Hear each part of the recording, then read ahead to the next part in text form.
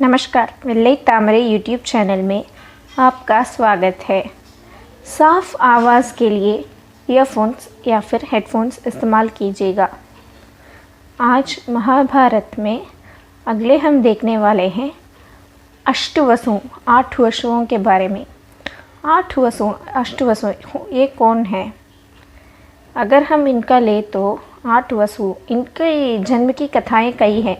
हर एक पुराण में, हर एक कथा में अलग अलग लिखी गई है। ये सब हर एक कल्प में, हर एक मनवंतर में जैसे उनकी जन्म हुई होगी उसके हिसाब से बदलते रहेंगे। इनकी पुनर्जन्म होती रहती है। तो क्या होता है कि एक बार ये लोग ऋषि वशिष्ठ के आश्रम जाते हैं अपने अपने बीवियों के साथ। तो वहाँ गए तो कोई दिखाई नहीं देता, कोई नहीं है, क्या करें। तो ये सोचते हैं कि कहीं और जाते हैं या फिर इंतज़ार करते हैं, ऐसे सोचते हैं। तो तभी एक आवाज़ सुनाई देती है, ममता भरी आवाज़। देखते कोई दिखाई नहीं देता, फिर देखे तो वहाँ पे वशिष्ठ जी ने अपने साथ ही वो सारी गाय गोमाता जो होते हैं ना, कामधेनु, सुमति, नंदिनी, ऐसी गोमाताएं पाल रखी थी। तो इन्होंने देखा कि इनका आगमन देखकर स्वागत किया, भोजन किया, सब कुछ किया। तो सब कुछ पूरा हुआ तो ये लौटने वाले थे। तभी वसुओं में से एक का नाम था प्रभासा। प्रभासा की पत्नी ने बोला कि हम माता को ऐसे अकेले छोड़कर कैसे जाए, आश्रम में तो कोई नहीं है, इनका संभालेगा कौन, ऐसे उन्होंने पूछा। तो कामधेनु माता बोलती है कि कोई चिंता नहीं है पुत्री, मैं स्वयं को संभाल लूँगी, और कहीं दूर नहीं गए हैं, कोई यहीं पास में है, ऐसे बोलती है। देखते हैं मगर कोई दिखाई नहीं देता है। तो वो बोलते हैं कि आप शायद वो बोलते हैं ना, लज्जा, उसके कारण आने से संकोच कर रही है। आप ऐसा मत सोचिएगा, आप आइए, हम आपको संभाल लेंगे। जब तक गुरु वशिष्ठ वापस आएगी तब तक हमारे साथ रहिए और फिर वापस आ जाइएगा, ऐसे बोलती है। तो वो मानती नहीं है। तो फिर इनको लगता है कि वो शर्मा रही है, इसीलिए वो जो गले में रस्सी बांधते हैं ना, उस बंदा को लगाते हैं। तो तभी क्या होता है कि वशिष्ठ जी वहाँ अचानक प्रकट होते हैं। ये कहा जाता है कि वो कहीं से आ गए या फिर वहीं पे ध्यान कर रहे थे, ध्यान में लीन थे, अदृश्य थे। वो देखते हैं तो बोलते हैं कि माता ने बोला कि वो यहीं रहना चाहती है, आपने माना नहीं, और साथ ही साथ आप उन पर बंधन भी लगाना चाहते हैं, इसलिए मैं आपको श्राप देता हूँ।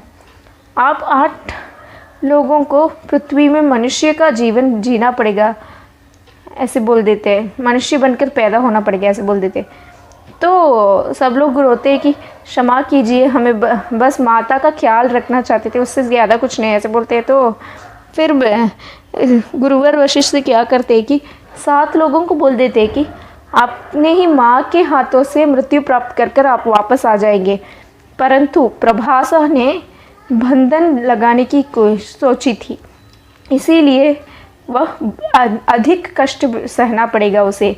वो धरती में कई साल तक रहेगा और जब भी वो मृत्यु चाहेगा वो उसे उतनी आसानी से नहीं मिलेगी, मृत्यु की देरी होती जाएगी।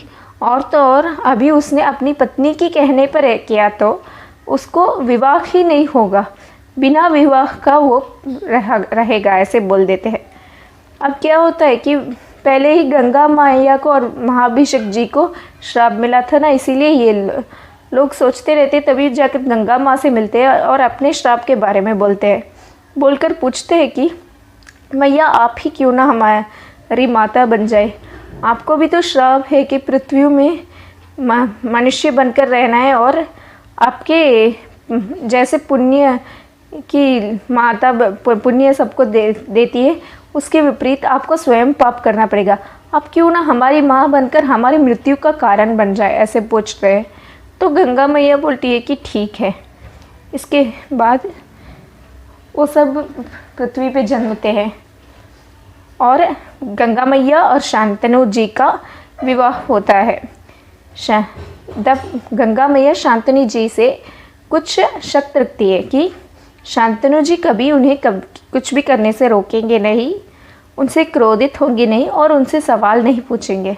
शांतनु जी ठीक बोल देते हैं विवाह के लिए। तो क्या होता है कि उनका विवाह होता है और पुत्र जन्मते हैं।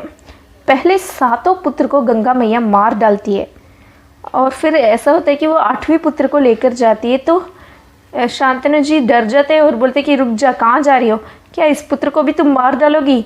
मैं इतने साल तक सहता रहा, अभी नहीं, ये मेरा पुत्र है, दे दो मुझे वापस, ऐसे बोल देते हैं। तो गंगा मैया को बहुत संतुष्ट हो जाती है, क्योंकि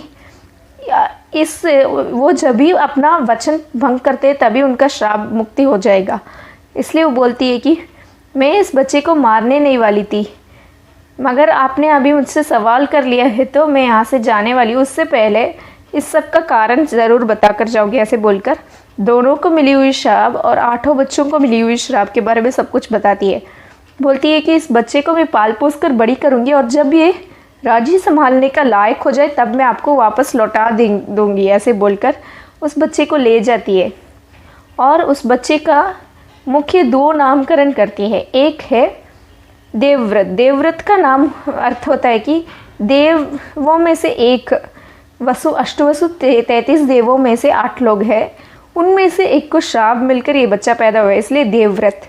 और दूसरा नाम है गांगे। गांगे यानी कि गंगा का पुत्र, इसलिए गांगे। और इस बच्चे को वो बहुत अच्छी शिक्षा देती है, बड़े बड़े ऋषियों से शिक्षा देती है, जैसे कि भारद्वाज जी और फिर वशिष्ठ जी, ये सब इसको पाठ सिखा देते हैं। परशुराम जी ये सब पाठ सिखा देते हैं। तो उसके बाद वापस वो उस बच्चे को एक ऐसी वक्त पे लौटाती है जो बहुत ही रुचिनीय है। क्या होता है कि एक बार कुछ घटनाएं घटित होती है जिसके कारण गंगा की तेज संभाली नहीं जाती किसी से, तो तब ये लड़का आकर गंगा को रोक देता है। शांतनु महाराज इसे देखकर आश्चर्यचकित हो जाते हैं, तो पूछते हैं कि तुम कौन हो, तुमने गंगा को कैसे रोका? तभी गंगा आकर बोलती है, एक देवी गंगा की, ये हमारा ही पुत्र है, मैंने इसे संभाल कर पाला था, अभी ये आपके राज्य संभालने का योग्य बन चुका है, ऐसे बोलकर चली जाती है। तो तब से ये अपने पिता के साथ रहते हैं। आगे क्या होता है ये हम किसी और वीडियो में देखेंगे। अगर आपको ये वीडियो पसंद आई हो तो लाइक कीजिएगा, अपने दोस्तों के साथ शेयर कीजिएगा, अपनी फीडबैक कमेंट कीजिएगा और ऐसी वीडियोस देखने के लिए हमारी चैनल सब्सक्राइब करके बगल में पड़ी बेल आइकॉन दबाइएगा। धन्यवाद।